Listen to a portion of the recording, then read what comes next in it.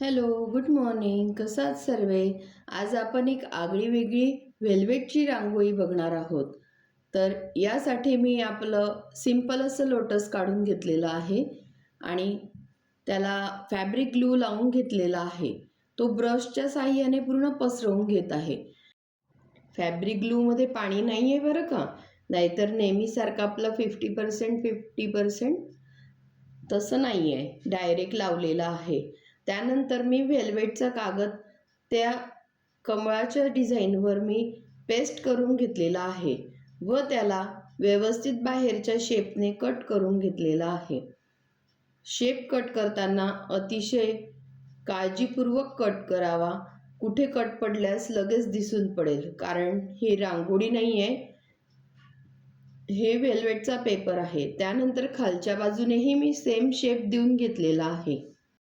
खालच्या बाजूने कट करताना मात्र एक काळजी घ्यायची आहे, पूर्णपणे ते पेस्ट केलेलं आपलं सुकलेलं हवं, म्हणजे आपल्याला बरोबर आपल्या लाईनचा अंदाज येतो.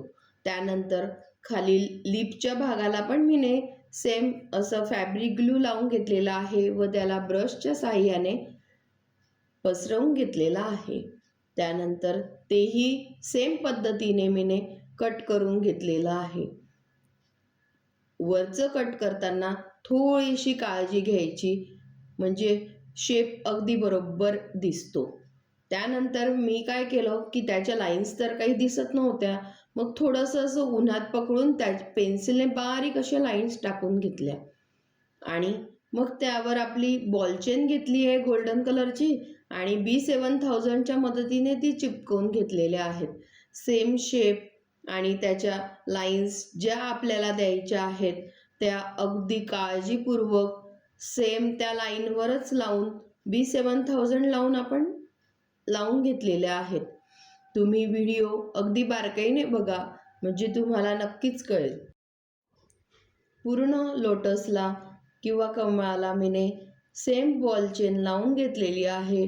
अगदी जिथं त्याच्या रेषा दिसायला हव्यात त्या मी बॉल चेनने हायलाईट केलेल्या आहेत. त्यानंतर लीफच्या खालच्या भागालाही मी सेम लावून घेतलेले आहेत बॉल चेन. तुम्ही नक्कीच बघू शकतात किती सुंदर असा बॉल चेन लावल्यावर त्याला लूक आलेला आहे.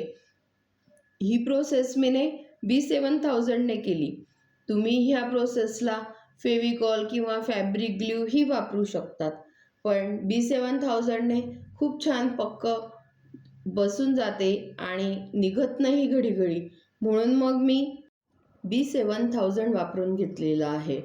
तुम्ही दुसरंही वापरू शकतात, पण थोड्या कालांतराने ते निघून जाते, म्हणून मी B7000 वापरलेला आहे. तुम्ही व्हिडिओमध्ये नीट बारकाईने बघू शकतात.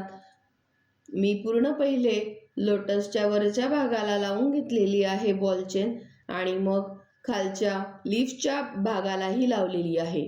यामुळे काय होतं की आपले पूर्ण शार्पनेस तिच्यामध्ये दिसून येतो आणि लावतानाही अगदी शार्प लाईन्स घ्यायच्या, म्हणजे अगदी व्यवस्थित असा शेप आपल्याला दिसतो.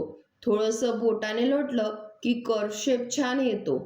त्यामुळे थोडंसं हात वगैरे थोडं व्यवस्थित असं तुम्ही व्हिडिओमध्ये लक्ष द्या, म्हणजे तुम्हाला अगदीच साध्या आणि सोप्या पद्धतीने समजून जाईल. मी सांगण्यापेक्षा व्हिडिओ बघितल्यावर लगेचच समजून जाईल. आता इथं मध्ये आपल्याला शेडिंगही करता आली असती ॲक्रेलिक कलरने, पण मी ड्रॉप शेपचे मिरर्स घेतलेले आहे व ते तुम्ही व्हिडिओत दाखवल्याप्रमाणे मी असे लावून घेतलेले आहेत. यामुळे सुंदर अशी चमक आलेली आहे आणि खूप असा सुंदर लूक तयार झालेला आहे त्याचा. तुम्ही नक्कीच व्हिडिओमध्ये बघू शकतात आणि तुम्हाला रिअल फ्लावरचा जर लूक हवा असेल तर मात्र तुम्ही शेडिंग करायलाच हवी, पण मी थोडंसं वेगळा लूक काहीतरी हवा म्हणून मिरर लावलेले आहेत. कसं वाटलं तुम्हाला हे आर्ट? तुम्ही नक्की करून बघा. केल्यास फोटो शेअर करा आणि व्हिडिओला लाईक आणि सबस्क्राईब करा.